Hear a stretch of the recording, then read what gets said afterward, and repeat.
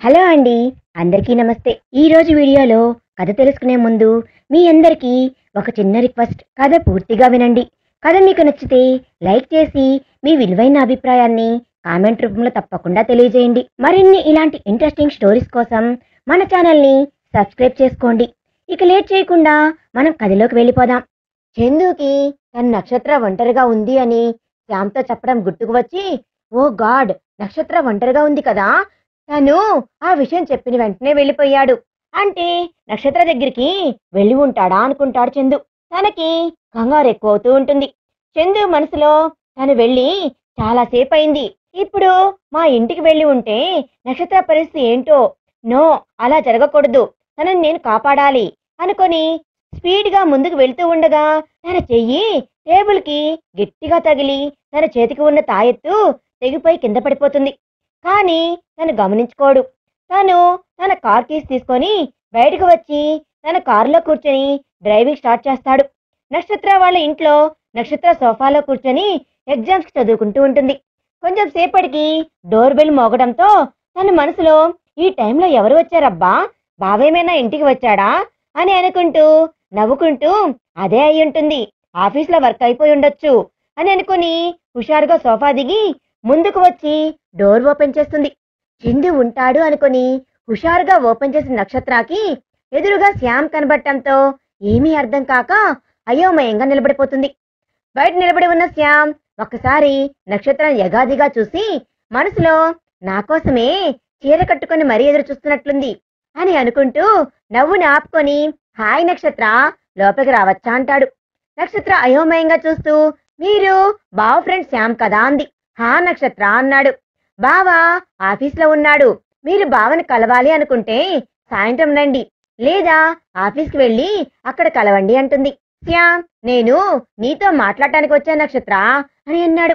నక్షత్ర అయోమయంగా చూస్తూ, నాతో నా అంటుంది. శ్యామ్ హా అంటూ లోపలికి వస్తాడు.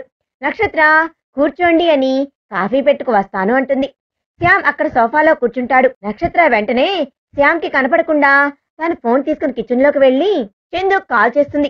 కానీ చందు ఫోన్ సైలెంట్లో ఉండటంతో తన ఫోన్ రింగ్ని గమనించుకోడు.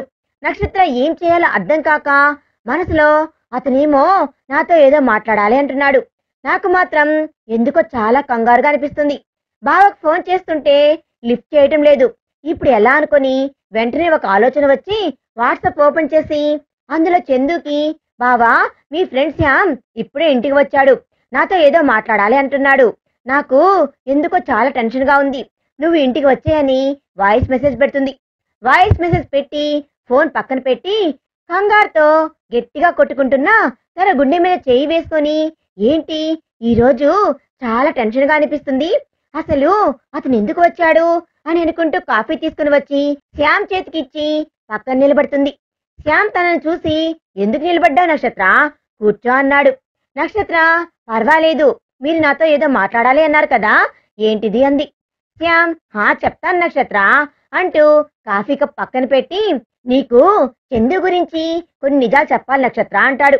నక్షత్రకి శ్యామ్ మీద మెల్లిగా అనుమానం మొదలయ్యి, నిజాలా, ఏంటవి అంది.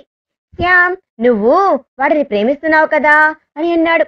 నక్షత్ర మెల్లిగా అడుగులు వెనక్కి వేసి అక్కడ టేబుల్ మీద ఫ్రూట్స్ గుచ్చిపెట్టి ఉన్న కత్తిని మెల్లిగా చేతిలోకి తీసుకొని, అది మీకు సంబంధం లేని విషయం అనుకుంటా అని అంది.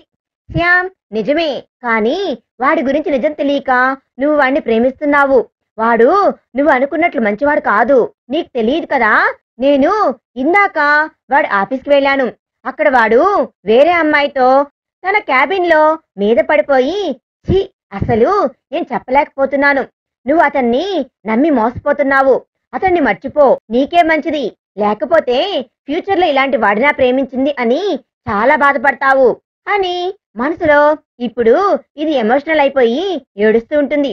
అప్పుడు ఓదార్స్తున్నట్లు కటింగ్ ఇస్తూ తనని మెల్లగా లొంగ తీసుకోవాలి అనుకుంటూ నక్షత్ర వైపు చూస్తే తనలో ఏ రియాక్షన్ లేకుండా ఉండటం చూసి లేచి తన దగ్గరికి వస్తూ, ఏంటి, నేను చెప్తున్నది నమ్మట్లేదా నక్షత్ర అంటాడు.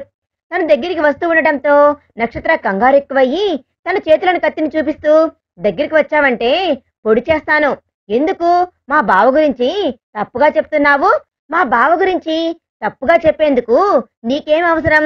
తను కత్తి చూపించేసరికి శ్యామ్కి ఒక్క క్షణం ఏమీ అర్థం కాక వెంటనే ఏంటి నక్షత్ర, నిజాలు చెప్తుంటే ఇలా మాట్లాడుతున్నావు? వాడు ఎలాంటి వాడో నీకు తెలియట్లేదు అని అన్నాడు. నక్షత్ర కోపంగా తను మంచివాడే, నువ్వు చెప్పుడు మాటలు చెప్పి నన్ను మాయ చేయాలి అని ట్రై చేస్తున్నావు. నిజం చెప్పు, ఎందుకలా మా బావ గురించి తప్పుగా చెప్తున్నావంది. అసలు నువ్వు బావకు ఫ్రెండువేనా, లేకపోతే ఫ్రెండు అంటూ ముసుగు వేసుకుని తిరుగుతున్నా శత్రువ్వా? చెప్పు, అసలు నాకు నీ మీద చాలా డౌట్ గా ఉంది. ఛాయ అక్కని మోసం చేసిన వాడివి కూడా నువ్వేనేమో అని నాకు డౌట్ గా ఉంది. ఆ మాటకి శ్యామ్ షాక్ అయ్యి, ఛాయానా, తన గురించి నీకెలా తెలుసు అని అన్నాడు. నక్షత్రకి ఛాయాను చంపింది శ్యామ్ అనే అర్థమయ్యి, అంటే నా డౌట్ నిజమే అన్నమాట అని అంది. శ్యామ్ వంకరగా నవ్వుతూ, అయితే నీకు నా గురించి పూర్తిగా తెలుసన్నమాట, ఇంకా నీ దగ్గర ఈ డ్రామాలు ఆడాల్సిన అవసరమే లేదు అంటూ ఫాస్ట్ గా ముందుకు వచ్చి నక్షత్ర చేతిలోని కత్తిని లాక్కొని విసురుతాడు. నక్షత్ర కంగారుగా శ్యామ్ వైపు చూస్తుంది. శ్యామ్ వంకరగా నవ్వుతూ, ఇప్పుడేం చేస్తావ్ అంటూ ముందుకు వస్తాడు. ఇక్కడ చందు డ్రైవ్ చేస్తూ కొంచెం దూరం వెళ్లేసరికి తన కారుకి ఎదురుగా ఒక నల్లటి చీర కట్టుకున్న ఒక అమ్మాయి అవతల చూస్తూ కారుకి అడ్డంగా నిలబట్టడంతో వెంటనే సడన్ బ్రేక్ వేసి కారు ఆపి అటువైపు చూస్తాడు. అవతలకు తిరిగి ఉన్న ఆ అమ్మాయి తల తిప్పి చందు వైపు చూస్తుంది. చందు తనను చూసి షాక్ అయ్యి ఛాయా అని అనుకుంటూ మళ్ళీ కార్ స్టార్ట్ చేయడానికి ట్రై చేస్తాడు. కానీ కార్ స్టార్ట్ అవ్వదు. చందుకి నక్షత్ర ప్రమాదంలో ఉంది అన్న విషయం జ్ఞాపకం వస్తూ టెన్షన్ ఎక్కువయ్యి మళ్ళీ మళ్ళీ ట్రై చేస్తూ ఉంటాడు. కానీ ఎంతసేపటికి కార్ స్టార్ట్ అవ్వదు. తన కార్ చుట్టూ తిరుగుతూ ఉన్న ఛాయ బిగ్గరగా నవ్వడం మొదలు పెడుతుంది. చందుకి తన మీద కోపం కలుగుతూ ఉంటుంది. ఆ క్షణం తనకి నక్షత్రాన్ని కాపాడుకోవాలి అన్న ఆలోచనే తప్ప మైండ్ లో ఇంకా ఏమీ ఉండకపోవడంతో కార్ని మళ్ళీ మళ్ళీ స్టార్ట్ చేయడానికి ట్రై చేస్తూ ఉంటాడు. నవ్వుతూ ఉన్న ఛాయ నవ్వడం ఆపి గట్టిగా, నువ్వు ఎంత ట్రై చేసినా ఏమీ ప్రయోజనం ఉండదు. ఇప్పుడు నువ్వు నన్ను దాటుకొని ఒక్క అడుగు కూడా ముందుకు వేయలేవు. ఈ రోజు ఇక్కడ నీ అంతు తేల్చుతాను అని అంటుంది. చందు కోపంగా కార్ డోర్ ఓపెన్ చేసి కార్ దిగి ఛాయ వైపు తిరిగి, అసలేంటి నీ బాధ, అసలు ఏం కావాలి నీకు? నా ప్రాణాలే కదా, తీసుకో, కానీ ఇప్పుడు కాదు, నేను అర్జెంటుగా వెళ్ళాలి. కార్ చుట్టూ తిరుగుతూ ఉన్న ఛాయ తన వైపు తిరిగి, ఏంటి ఆవు పులి కదా చెప్తున్నావా నువ్వు? ఎన్ని కథలు చెప్పినా లాభం లేదు. నేను నమ్మను చందు, నీ నమ్మకంతో నాకు పని లేదు. అయినా ఎప్పుడెప్పుడు నన్ను చంపుదామా అని నా చుట్టూ తిరుగుతూ ఉంటున్నావు కదా, మరి నీ మర్డర్ గురించి ఎంక్వైరీ చేసేటప్పుడు ఏమైపోతావు? ఇందాక క్యాబిన్ లో ఆ చైన్ శ్యామ్ మెడలో చూశాను అని నీతో చెప్తున్నప్పుడు వినకుండా ఎక్కడికి వెళ్ళావు? అవి కనపడవా నీకు? నేను నక్షత్రాకి దగ్గరగా ఉండటం మాత్రమే నీకు కనిపిస్తుందా అని అన్నాడు. ఛాయ, కనబడ్డాయి. నువ్వు ఎంక్వైరీ చేయడం, స్లామ్ బుక్ లో మిమిక్రీ అని తెలుసుకోవడం, ఇప్పుడు చైన్ అతని మెడలో ఉంది అని చెప్పడం అన్నీ చూశాను. కానీ ఆ చనిపోయిన ఇద్దరిలో ఒకరికి మిమిక్రీ వచ్చినంత మాత్రాన నన్ను చంపేసింది నువ్వు కాకుండా పోతావా? ఆ చైన్ వేరే అతని మెడలో తను చూసి ఉండొచ్చు. ఎందుకంటే నన్నే బలవంతంగా అనుభవించి వేరే వాళ్లతో పంచుకున్నవాడివి. నేనిచ్చిన చైన్ వేరే వాళ్ళకి ఇవ్వకుండా ఎందుకుంటావు? నువ్వు నక్షత్రాన్ని నమ్మించడానికి ఈ సాక్ష్యాలన్నీ వెతుకుతున్నావని నాకు తెలుసు. నువ్వు ఇలాంటి దొంగ సాక్ష్యాలు చూపించి నక్షత్రాన్ని నమ్మించగలవు, కానీ నన్ను నువ్వు నమ్మించలేవు అంది. చందుకి తల పెట్టేసినట్లవుతుంది. తను తల పట్టుకొని మళ్ళీ వెంటనే, సరే నువ్వు చెప్పింది నిజమే అనుకుందాం, కానీ ఇప్పుడు మాత్రం నన్ను వదిలేయి. అక్కడ నా అన్న తమ మాట పూర్తి చేసేలోపు ఛాయ వదిలే ప్రసక్తే లేదు అంటూ అక్కడ పడి ఉన్న విరిగిపోయిన గాజు ముక్కల వైపు చూస్తుంది. అందులో బాగా పదునుగా ఉన్న ఒక గాజు ముక్క గాల్లోకి లేచి గాల్లోని చందు వైపుకి దూసుకుంటూ వచ్చి తన పొట్టలో గుచ్చుకుంటుంది. ఆ గాజు ముక్క బాగా లోతుల్లో గుచ్చుకొని రక్తం వస్తూ ఉంటుంది. చందు ఏదో చెప్పేలోపే ఛాయ అక్కడ ఉన్న 5-6 గాజు ముక్కలు తన మీద పడేలా చేస్తుంది. అవన్నీ చందు శరీరంలో అక్కడక్కడా గుచ్చుకుంటాయి. చందుకి నొప్పి మొదలవుతుంది. కానీ అప్పటికి తన ఆలోచనలు నక్షత్ర చుట్టూనే తిరుగుతూ ఉంటాయి. తను బలంగా తన కడుపులో గుచ్చుకొని ఉన్న గాజు ముక్కలన్నీ పట్టుకొని బయటకు లాగి పక్కన పడేసి రక్తం వస్తున్న చోట చెయ్యి అడ్డుగా పెట్టుకొని ఛాయ వైపు తిరిగి అతి కష్టంగా, తప్పు చేస్తున్నావు ఛాయ, చాలా పెద్ద తప్పు చేస్తున్నావు. ఇప్పటి వరకు నా తప్పు లేకపోయినా నీకు అన్యాయం జరిగింది అన్న ఒక్క కారణంతోనే జాలిపడి నువ్వు ఎన్ని చేసినా ఊరుకుంటున్నాను అంటూ తన కాలికి గుచ్చుకున్న గాజు ముక్కల్ని తీసి పక్కన పడేసి, కానీ ఈ రోజు నీ వల్ల నా నక్షత్రకు ప్రమాదం జరుగుతుంది. ఇప్పుడు నీ మీద జాలి కాదు, కోపం వస్తుంది. తనకి ఏదన్నా అయితే మాత్రం దానికి పూర్తి బాధ్యతరాలివి నువ్వే. నీ కోసం నిన్ను చంపిన వాళ్ళు ఎవరు అని తెలుసుకోవాలి అని తను ఎంత కష్టపడిందో నాకు తెలుసు. కానీ ఇప్పుడు నీ మూర్ఖత్వం వల్ల వాడి చేతిలో తన జీవితం నాశనం అవబోతుంది. నీ స్వార్థం కోసం ఇన్ని రోజులు తన శరీరంలోనే ఉన్నావు. నీ పంతం తీర్చుకోవడానికి తన ద్వారా ఇద్దరిని చంపావు. కానీ ఇప్పుడు తన ప్రమాదంలో ఉంటే కాపాడడానికి వెళ్తున్న నన్ను ఆపుతున్నావు అంటూ కడుపులో నొప్పిగా అనిపిస్తూ ఉండడంతో ఇంకేం చెప్పలేక మౌనంగా నిలబడిపోతాడు. ఆ మాట కోపంగా నిలబడి ఉన్న ఛాయ కాస్త ఆశ్చర్యంగా ఏంటి అంది. చందు, ప్లీజ్, నేను నక్షత్రాన్ని కాపాడాలి, నన్ను ఆపకు. నక్షత్రానికి ఏమన్నా అయితే నేను అస్సలు భరించలేను. కావాలంటే నన్ను కాపాడిన తర్వాత నువ్వు నన్ను ఏమైనా చేసుకో, పర్వాలేదు, కానీ ఇప్పుడు మాత్రం వదిలేయి అంటాడు. నక్షత్ర ప్రమాదంలో ఉంది అనేసరికి ఛాయ ఇంకేం ఆలోచించలేకపోతుంది. అప్పుడే చందు ఫోన్ కింద పడి నక్షత్ర తనకి పెట్టిన ఆడియో మెసేజ్ ఓపెన్ అవుతుంది. అది విన్న ఛాయకి తను ప్రమాదంలో ఉంది అని పూర్తిగా అర్థమవుతుంది. తన మెసేజ్ విన్న చందుకి గుండెల్లో భారం ఎక్కువవుతుంది. తను నక్షత్రాన్ని కాపాడుకోలేకపోతున్నాడు అని భావం కలిగి మనసంతా చేదుగా మారిపోతుంది. నక్షత్రాన్ని కాపాడాలి అనుకున్న ఛాయ నక్షత్ర చేతికి తాయెత్తు ఉన్న విషయం గుర్తుకు వచ్చి తనలోకి ప్రవేశించడం కుదరదు అని అర్థమయ్యి వెంటనే బాధగా కారుకి ఆనుకొని ఉన్న చందులోకి ఆవహిస్తుంది. శ్యామ్ తన చేతిలోని కత్తిని తీసి పక్కన విసిరేసరికి నక్షత్ర భయంగా అడుగులు వెనక్కి వేస్తుంది. శ్యామ్ ముందుకు వస్తూ, ఇప్పుడు చెప్పు, ఏం చేస్తావా? నక్షత్రకి ఒక పక్క భయం వేస్తూ ఉన్నా మరో పక్క ధైర్యం తెచ్చుకుంటూ, నువ్వు నన్ను ఏం చేసినా నీకే నష్టం. నన్ను టచ్ చేయాలని చూస్తే నీ చావు నువ్వు టచ్ చేసినట్లే అని అంది. శ్యామ్, అబ్బా అవునా, అయితే నా చావు నేను టచ్ చేయాలి అనుకుంటున్నాను అంటూ వేగంగా ముందుకు వచ్చి నక్షత్ర భుజం పట్టుకొని తనని సోఫా మీదకి తోస్తాడు. సోఫా మీద పడిన నక్షత్ర వెంటనే లేచి బయటకు పరిగెత్తాలి అని ట్రై చేస్తుంది. శ్యామ్ వెంటనే తన దగ్గరికి వచ్చి తనను ఎటు పోకుండా గట్టిగా 2 చేతులతో బంధించి, నువ్వెక్కడికి తప్పించుకుంటావే? ఈ రోజు నా చేతిలో నుండి నిన్ను ఎవ్వరు కాపాడలేరు అంటాడు. తప్పించుకోవాలి అని చూస్తూ ఉన్న నక్షత్ర వెంటనే తన చేతిని గట్టిగా కొరుకుతుంది. శ్యామ్ వెంటనే తన చుట్టూ వేసిన చేతుల్ని వదిలేస్తాడు. నక్షత్ర బయటికి పరుగు పెడుతూ ఉండగా శ్యామ్ తన చీర కొంగుని గట్టిగా పట్టుకుంటాడు. చీర ఊడిపోతుందేమో అన్న భయంతో నక్షత్ర ఆగిపోయి చీర కొంగుని లాక్కోవడానికి ట్రై చేస్తూ ఉంటుంది. శ్యామ్ బిగ్గరగా నవ్వుతూ తన దగ్గరికి వచ్చి, ఇప్పుడేం చేస్తావే అంటూ తన దగ్గరికి వచ్చి తనని మళ్ళీ చుట్టుకుంటాడు. నక్షత్ర తన నుండి విడిపించుకోవాలి అని గింజుకుంటూ ఉంటుంది. అతను తనను అలానే నేల మీదకు తోసి తన మీదకు పడతాడు. నక్షత్ర తనను తోసెయ్యాలి అని చాలా ట్రై చేస్తూ ఉంటుంది. కానీ తన బలం సరిపోదు. తను అలాగే ప్రయత్నిస్తూ ఉంటుంది. శ్యామ్ తన షర్టు విప్పి పక్కన పడేసి నక్షత్ర చీర విప్పడానికి చీర అంచును పట్టుకుంటాడు. నక్షత్ర తన చీర మీద గట్టిగా చేతులు వేసి పట్టుకుంటుంది. తను గట్టిగా లాగడానికి ట్రై చేస్తూ ఉండగా తన తల మీద గట్టిగా ఒక రాడ్డుతో కొట్టడంతో అతను పక్కకు పడతాడు. పక్కకు పడిన శ్యామ్ వెంటనే తనను పట్టుకొని పైకి లేచి తనను కొట్టిన చందు వైపు చూస్తాడు. నక్షత్ర తన అవతల పడగానే చందు వైపు చూసి వెంటనే బావా అంటూ లేచి నిలబడుతూ తన శరీరం మీద ఘాట్లు పడి రక్తం వస్తూ ఉండడంతో ఏం జరిగిందో అర్థం కాక తన దగ్గరికి రాబోతుంది. కానీ తన సమీపానికి రాలేకపోతుంది. తనకి ఏమైందో అర్థం కాక శ్యామ్ వెంటనే లేచి, ఏంటి, దాన్ని కాపాడాలని వచ్చావా అంటూ అతన్ని కొట్టడానికి ముందుకు వస్తాడు. తను అసలే గాయపడి ఉండటంతో నక్షత్ర కంగారుగా ముందుకు రాబోతుంది. సింధులో ఆవహించి ఉన్న ఛాయ ముందుకు నడుస్తూ లోపలికి వెళ్లి నక్షత్ర అంటుంది. నక్షత్ర తన నడక తీరుని తన మాట తీరు చూస్తూ మనసులో ఛాయ అక్క అంటుంది. తను ఎందుకు చందు దగ్గరికి వెళ్ళలేకపోయిందో అర్థమయ్యి వెంటనే చేతికి ఉన్న తాయెత్తుని తీసి పక్కన పడేస్తుంది. ఇక్కడ శ్యామ్ తనని కొట్టడానికి ముందుకు వస్తూ, చందు, అనవసరంగా ఇప్పుడు గొడవ పెట్టుకోకు, ఏం జరిగినా ఖచ్చితంగా నష్టం నీకే ఉంటుంది అని అన్నాడు. ఛాయ ముందుకు అడుగులు వేస్తూ చందు గొంతుతోనే, ఏంటి శ్యామ్, అవును, ఇక్కడ మన ముగ్గురం తప్ప ఇంకెవ్వరం లేరు.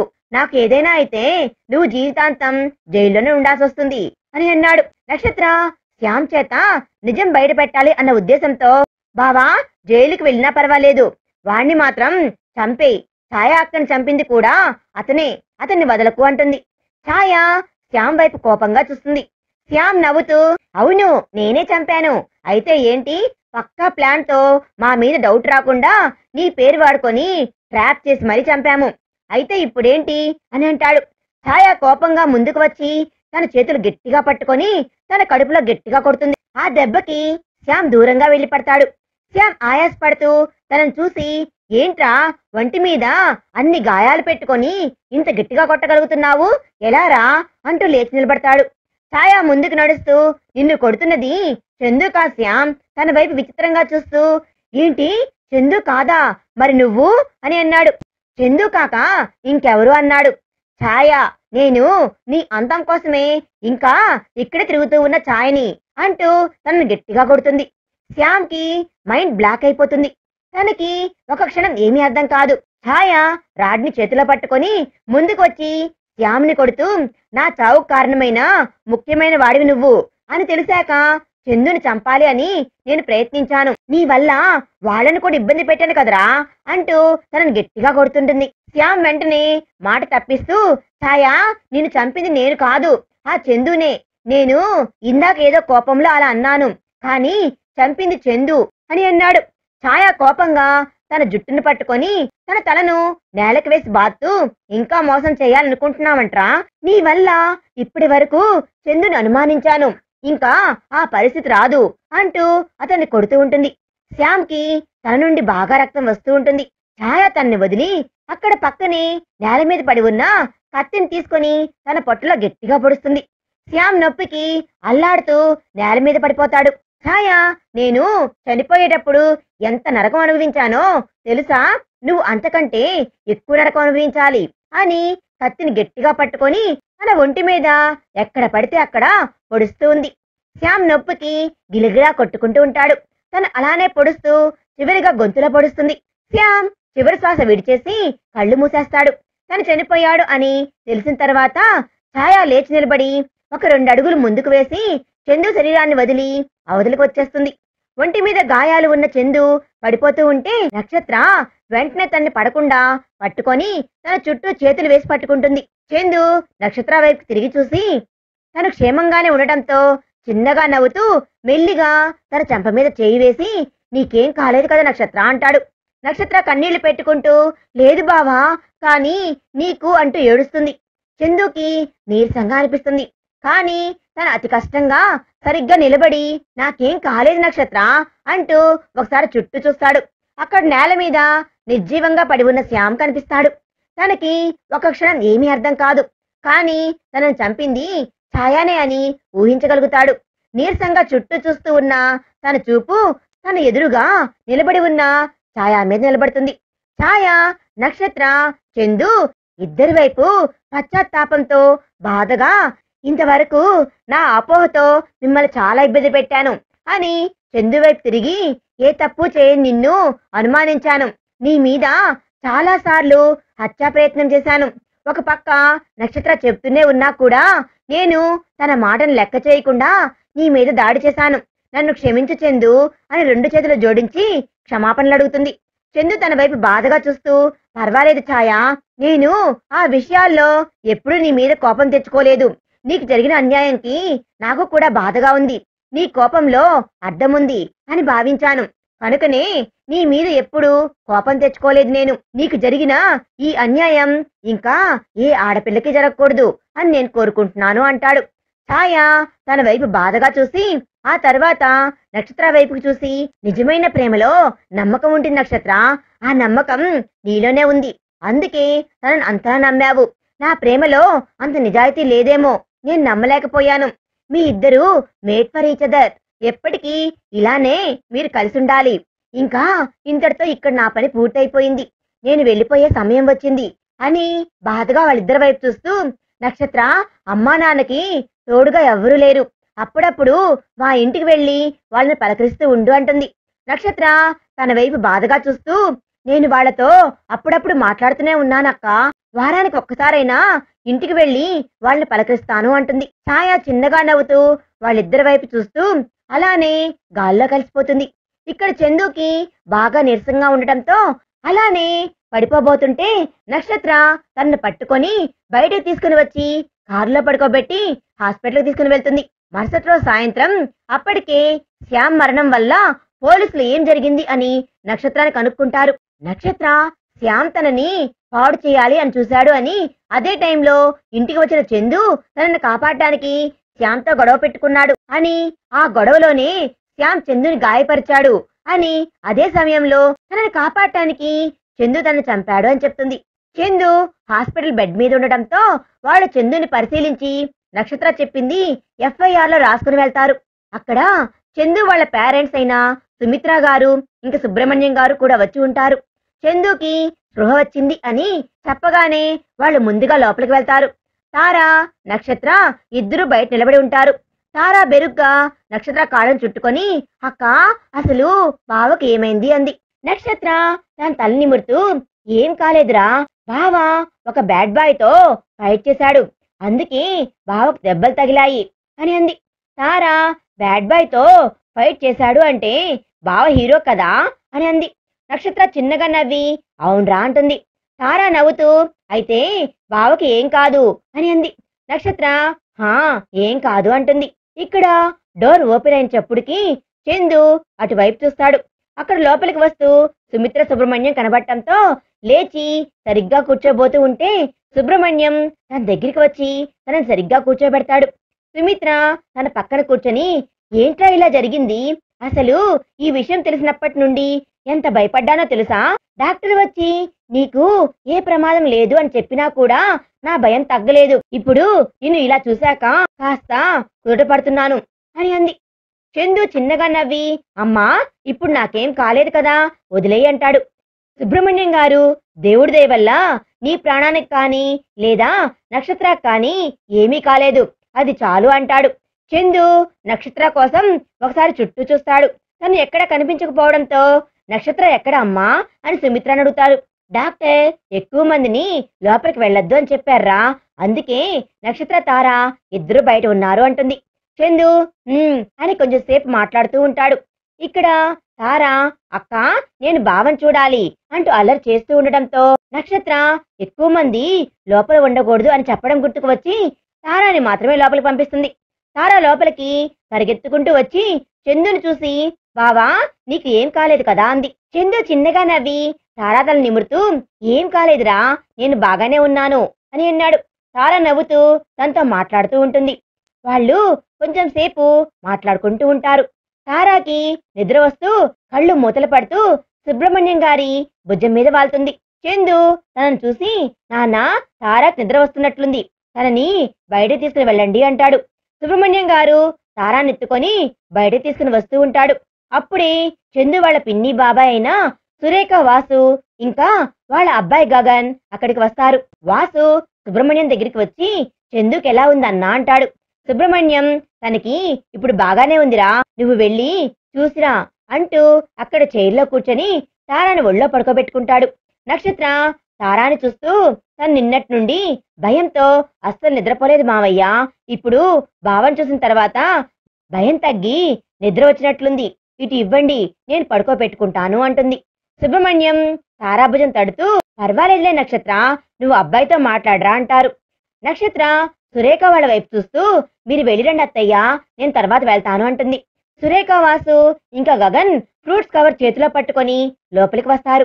వాళ్ళు కొంచెం సేపు చందుతో మాట్లాడి బయటకు వచ్చి సుమిత్ర సుబ్రహ్మణ్యంతో జాగ్రత్తలు అన్ని చెప్పి ఇంటికి బయలుదేరతారు.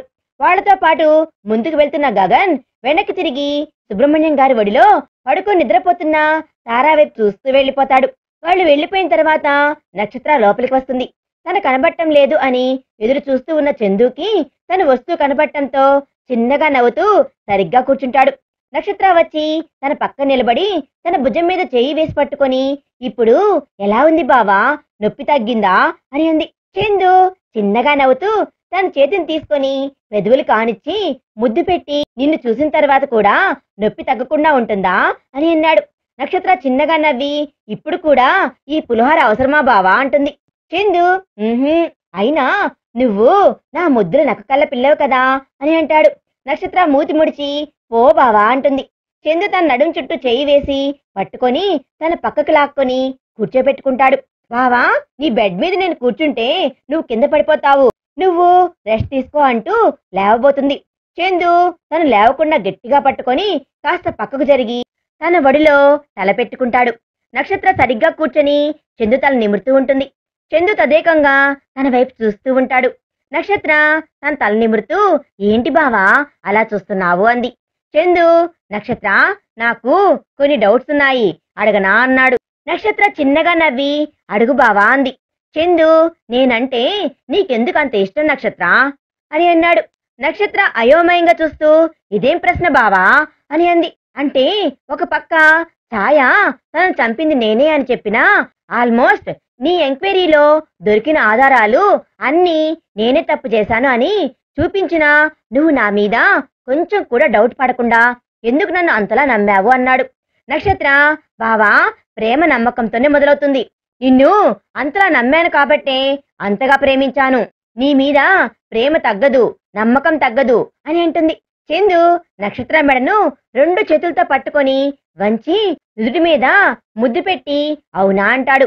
నక్షత్ర చందు చెంపలను చేతిలోకి తీసుకొని తన కళ్ళల్లోకి చూస్తూ హా అంటుంది. చందు ప్రేమగా, అసలు నువ్వు నన్ను ఎప్పుడు ప్రేమించావు? ఎప్పుడు నేను మీ ఇంటికి వచ్చినా నన్ను కసురుతూనే ఉండేదానివి కదా, అంత విసుక్కునేదానివి, సడన్ గా నా మీద ప్రేమ ఎలా పుట్టింది అని అన్నాడు. నక్షత్ర, బావా, నాకు నువ్వంటే విసుగు కాదు, జస్ట్ అప్పట్లో కొంచెం భయం ఉండేది. నువ్వు ఇంటికి ఊరికి ముందు వచ్చి వెళ్తూ ఉంటే చూసేవారు తప్పుగా అనుకుంటారేమో అని, అందులోకి అప్పుడు ఒంటరిగా ఉన్నాను కదా, అందుకే ఎవరిని నమ్మాలో ఎవరిని నమ్మకూడదో కూడా అర్థం కాక అందరికీ కాస్త దూరంగా ఉన్నాను.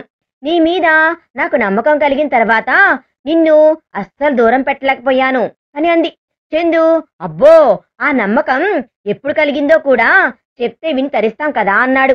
నక్షత్ర, నేను ఒకసారి నీతో సీరియస్ గా గొడవ పెట్టుకున్నాను అని నువ్వు వారం రోజులు ఇంటికి రాలేదు. నేను మీ ఆఫీస్కి వచ్చినా నన్ను కలవలేదు కదా, గుర్తుందా అంది. అప్పుడే నిన్ను తిట్టాను అని చాలా బాధ కలిగింది. ఇంకా నమ్మకం ఎప్పుడు కలిగింది అంటే నువ్వు నన్ను కలవడం పూర్తిగా మానేశావు. కానీ అప్పుడు రాత్రి సమయంలో ఇంటికి ఒక రౌడీ గొడ్డలతో వచ్చాడు అని కంగారులో ఏం చెయ్యాలో అర్థం కాక నీకే ఫోన్ చేశాను. అప్పుడు నా మీద అంత కోపం ఉన్నా కూడా నువ్వు నా కోసం ఇంటి దాకా వచ్చావు కదా, అప్పుడు నీ మీద నమ్మకం మొదలైంది. ఆ తర్వాత మీ ఆఫీస్లోనే చేరాను కదా, అక్కడ నేను చూస్తూనే ఉన్నాను కదా, నీ గురించి అర్థమయ్యే కొద్దీ నమ్మకం ఎక్కువ అవుతూనే ఉంది. ఇంకా తారాని నువ్వు నిజంగా నీ కూతురులానే చూసుకుంటున్నావు. ఇలా నీ గురించి ఒక్కొక్క విషయం అర్థమయ్యే కొద్దీ నీ మీద నమ్మకం ఎక్కువ అవుతూ వచ్చింది అని అంది. చందు తన వైపు చూసి చిన్నగా నవ్వుతూ, పెద్ద దొంగవు నువ్వు, నాకు తెలియకుండా ఇన్ని గమనించావా అంటాడు. నక్షత్ర నవ్వుతూ, మరి ఏమనుకున్నావు ఈ నక్షత్ర అంటే అంటూ నవ్వుతుంది. చందు తన నవ్వుని మైమర్పుగా చూస్తూ తన ఫేస్ ని ముందుకు వంచి తన పెదవులను అందుకుంటాడు. నక్షత్ర మత్తుగా కళ్ళు మూసుకొని తన క్రాఫ్ట్ ని గట్టిగా పట్టుకుంటుంది. చందు ఒక 2 నిమిషాలకి తనను వదిలి తన కళ్ళల్లోకి చూస్తూ, నా జీవితంలోకి నువ్వు రావడం నా అదృష్టం నక్షత్ర. నిజంగా నన్ను ఇంతలా నమ్ముతూ నీలాగా ప్రేమించే ఒక మనిషి నాకు తోడుగా ఉంటే నేను ఎప్పుడు ధైర్యంగానే ఉంటాను. నువ్వు ఇంతకు ముందు వరకు ఎప్పుడు అడిగేదానివి గుర్తుందా, ఛాయ నన్ను ఏం చేస్తుందో అన్న భయం నాకు లేదు అని. దానికి కారణం కూడా నీ నమ్మకమే. తను ఒకవేళ చంపితే నన్ను చంపగలుగుతుందేమో కానీ నీలో ఉన్న నమ్మకాన్ని చంపలేదు అన్న ధైర్యమే నేను ఏ క్షణం కూడా ధైర్యం కోల్పోకుండా ఉండగలిగాను. అంటే దానికి కారణం నువ్వే. నువ్వు నా పక్కన ఉంటే నేను ఎప్పుడు సంతోషంగానే ఉంటాను. ఐ లవ్ యూ నక్షత్ర అంటాడు. నక్షత్ర ముందుకు వంగి తన నుదుటి మీద ముద్దు పెట్టి ఐ లవ్ యూ టూ బావా అంటుంది. చందు తన చేతిని తీసుకొని ముద్దు పెట్టుకొని అలానే కళ్ళు మూసుకొని హాయిగా నిద్రలోకి జారుకుంటాడు. ఇక ఇంతటితో ఈ కథ సుఖాంతమవుతుంది. మరొక మంచి స్టోరీతో మీ ముందుకు వచ్చేస్తాను. ఈ కథ మీకు నచ్చితే లైక్ చేయండి. మీ విలువైన అభిప్రాయాన్ని కామెంట్ రూపంలో తప్పకుండా తెలియజేయండి. Thanks for watching.